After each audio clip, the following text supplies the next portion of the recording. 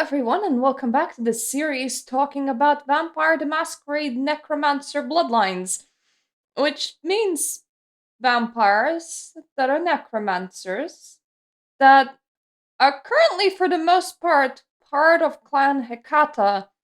But before Paradox rolled all necromancers into one clan, instead, there were many different necromancer bloodlines.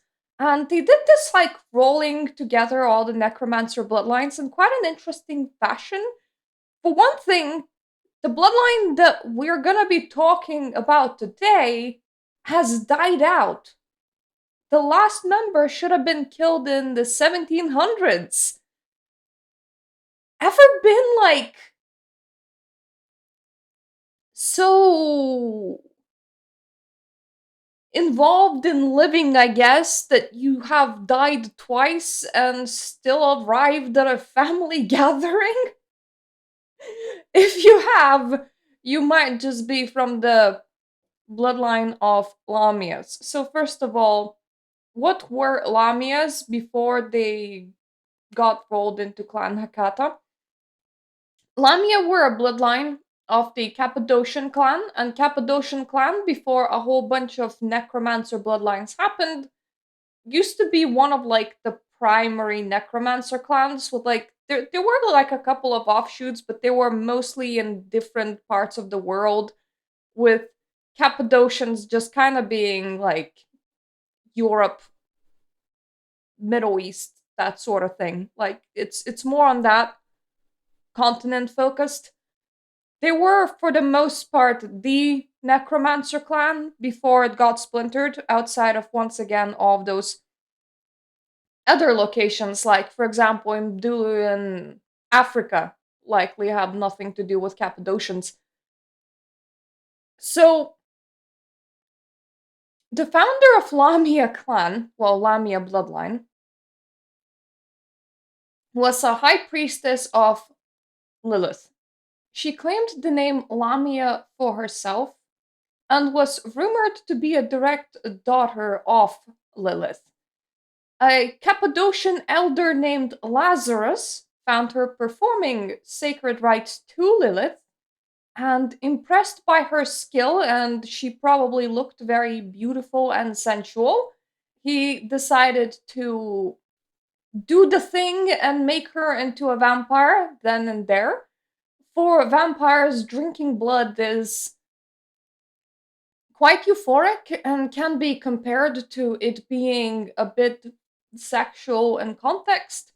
So, as for the person that's being drunk from, well, for the most part at least. So, when you get hard for a beautiful priestess that is likely a bit scantily clad, things happen, even if you're a bit dead, I suppose. When she died, she claimed to have received a vision from Lilith that gave her a deep understanding of her future and that of the whole Cappadocian clan. And when she woke up from being dead, she whispered that whole vision to Lazarus, which made him seriously freak out and run away. Nonetheless, she has managed to find her way back into the clan headquarters and started serving them as a sort of warrior. And all of the women that then she later embraced also undertook that warrior protector role. So while Cappadocians were more scholarly, the Lamias ended up being like their guardians, their warriors, their protectors. They were the more physical based people. And also, Lamias, for the most part, there were a couple exceptions, but for the most part, it was a women only bloodline. Now, because it got started by a priestess that worshipped Lilith, one of the primary things that she was concerned about, of course, was her religion, and that has trickled down in how the whole bloodline of Lamias were run. They were mostly interested in embracing women that had something to do with death. That's like a running theme with all the necromancer bloodlines to begin with.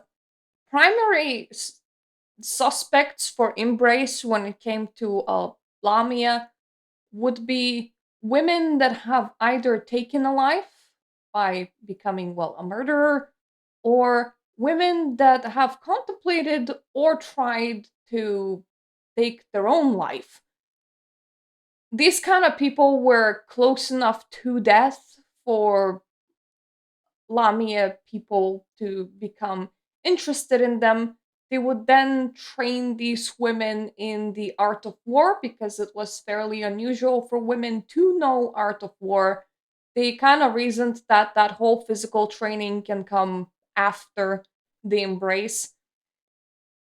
Lamias had a fairly interesting curse where their bite spread a disease very close to the Black Plague or the pox.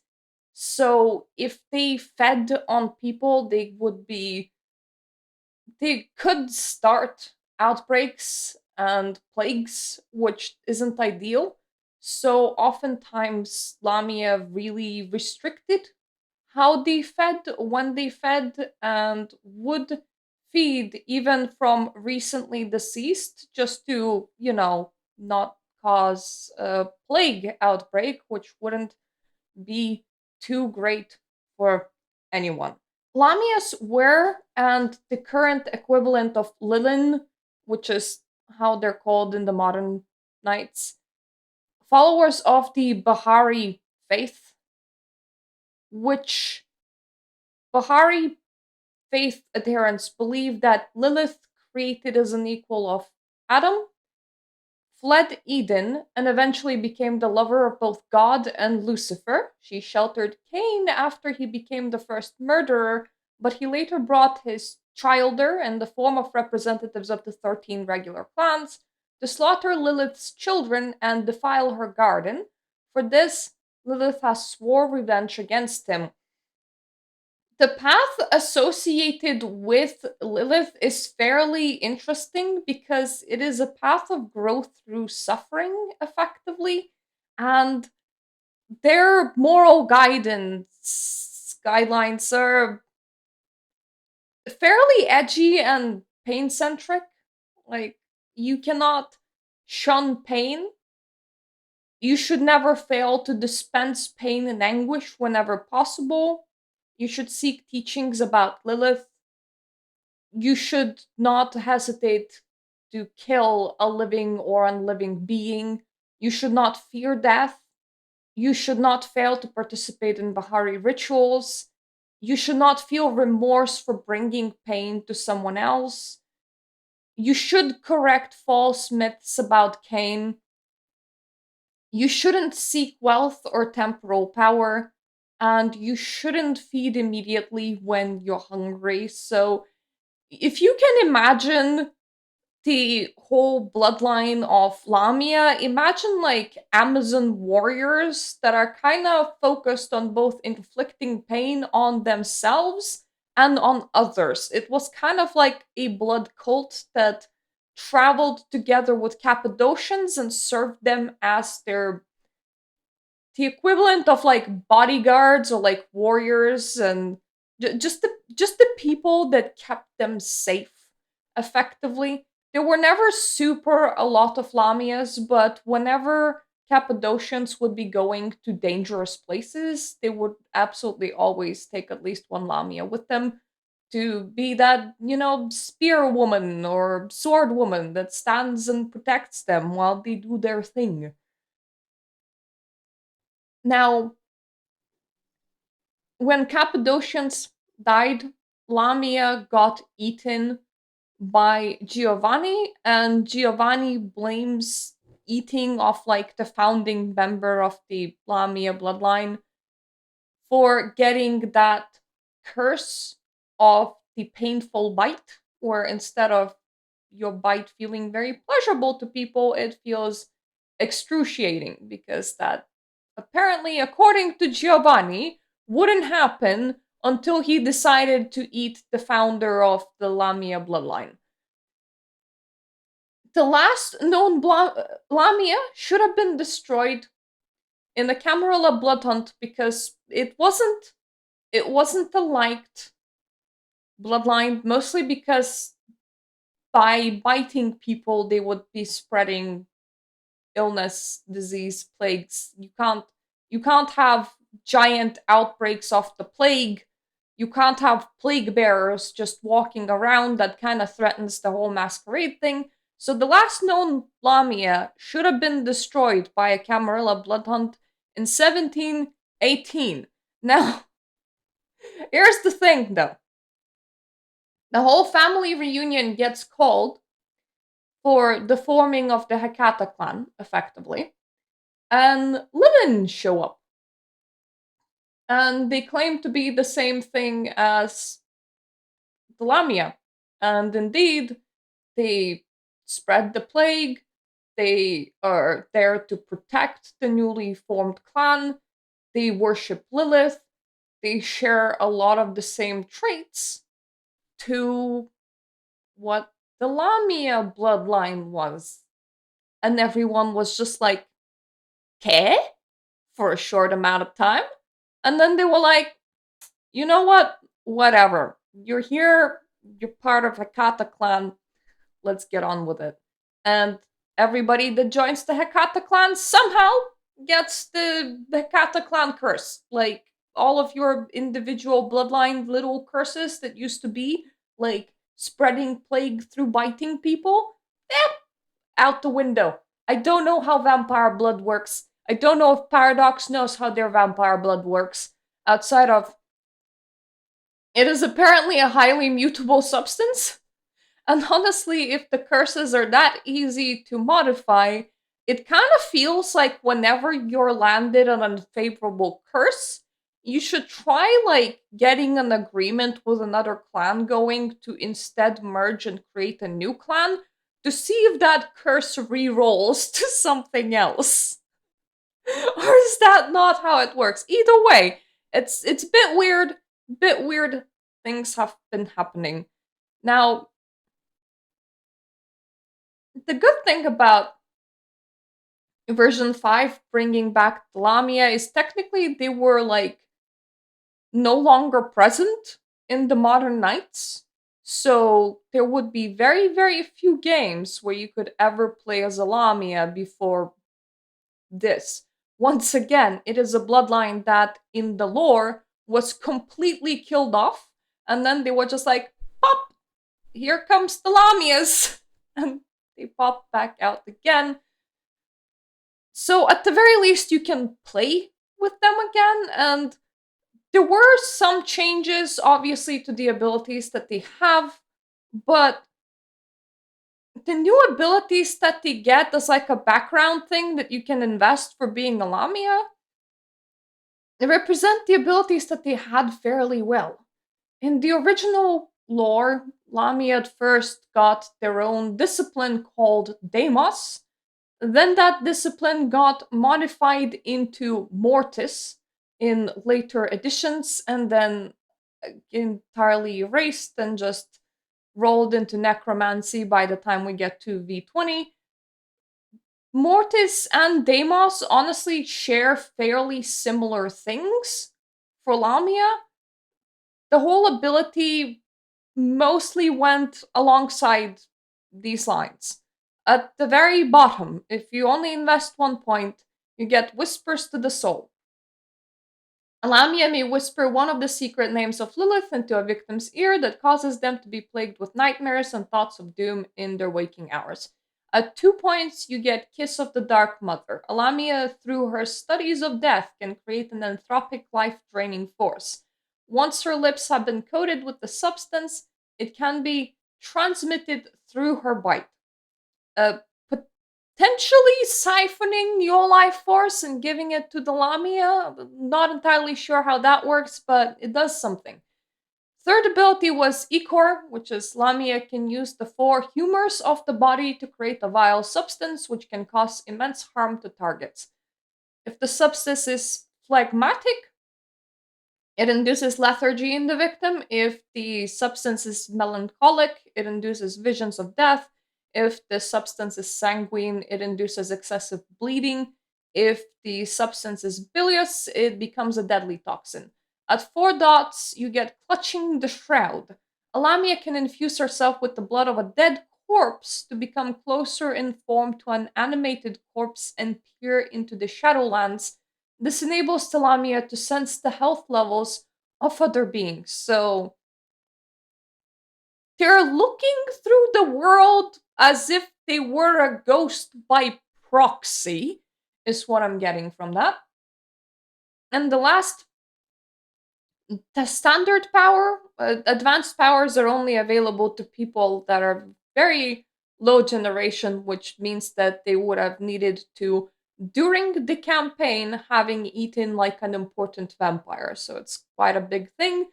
Standard powers can be bought by any player, so standard powers would be used more often. So last standard power at 5 dots was the Black Breath. Lamia may breathe the Lethen fetor of the grave on her victim. The victim is plagued with death wish to end their life, or if they're a vampire, they will fall into torpor. So you're breathing suicidalness effectively, which is all very fine and dandy.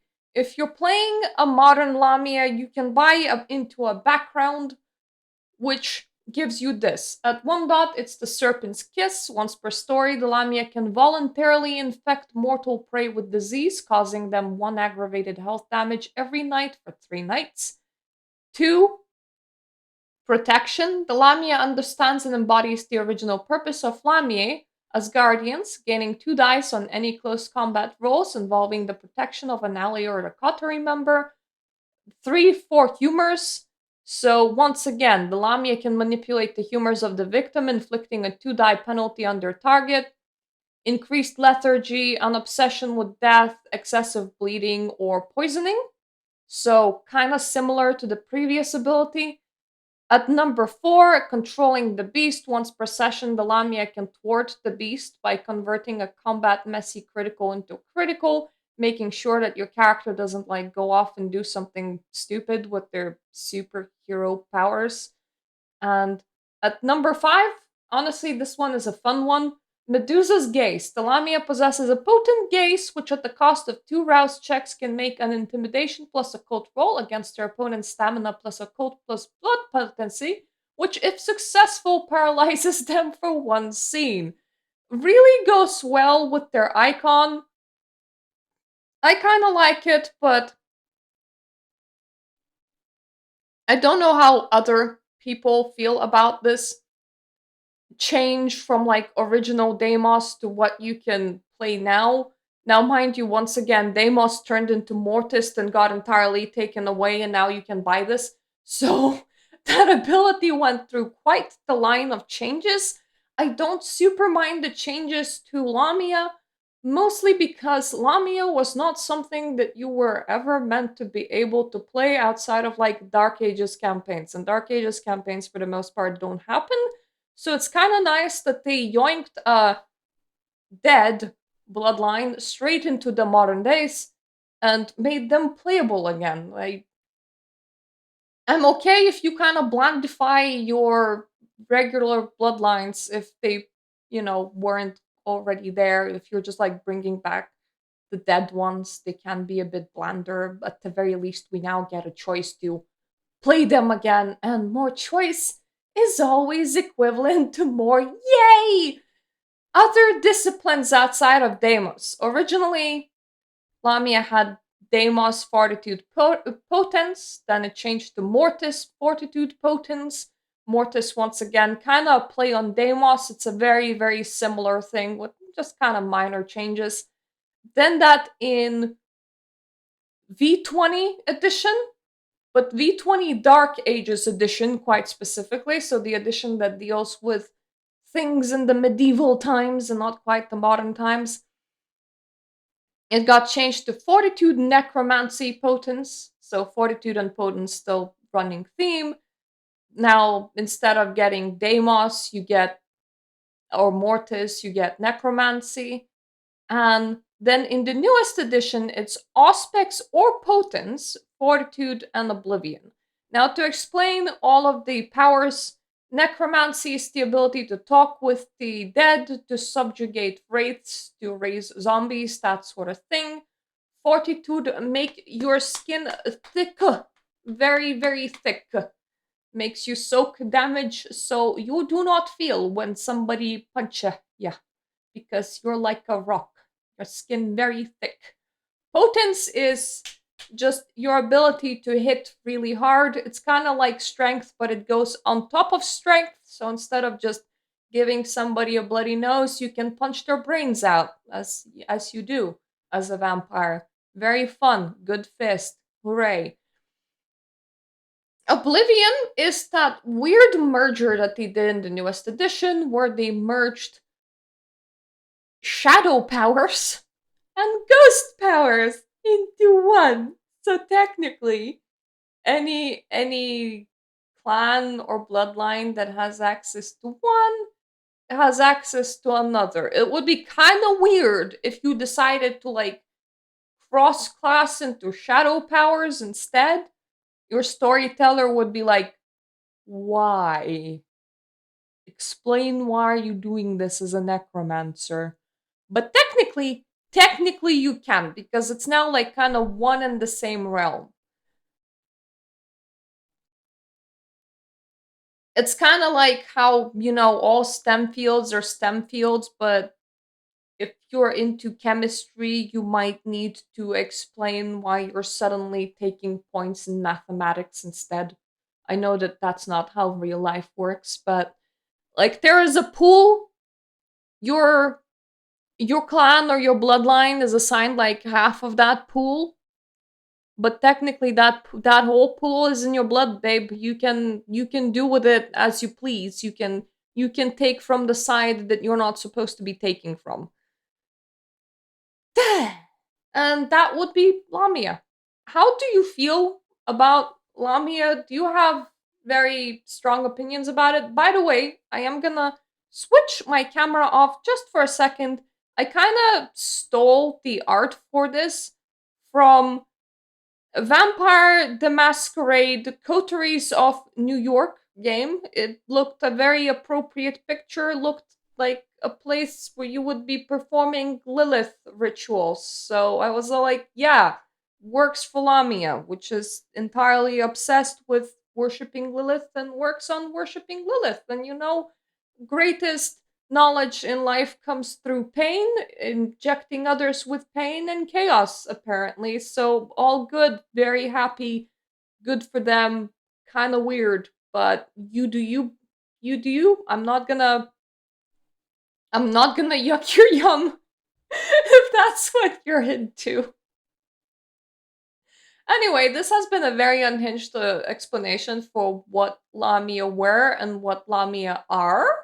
I hope that it was semi understandable, especially if you're new to Vampire the Masquerade. If you're playing the V5 edition, remember, you can play this. You can go Clan Hecata and then select this like your origin story, going, yeah, yeah, I'm part of Lilith's cult. I'm a Lamia. I'm like one of them old weird ladies that like to inflict others with pain and be very warrior like. Outside of the things that I don't think that there was anything that I haven't mentioned or covered so far, outside of the fact that Lamia's mother daughter relationship, or rather, a vampire and the one that made the vampire a vampire, used to be very strong because, once again, women weren't normally combat trained. So they would take a long time to train up their new members. They would need at least 1 year of training for every new member that joins the Lamia bloodline. And it was mostly the person that turned the other person into a vampire doing the training. So they would be spending a lot of time with, their vampire parents, with their sire.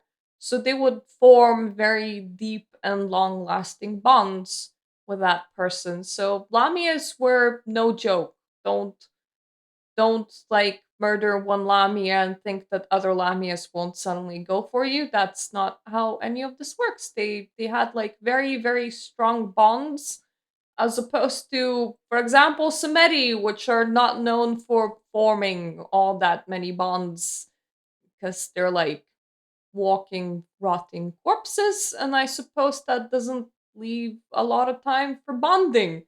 So then, thank you for listening for my explanation on Lamia.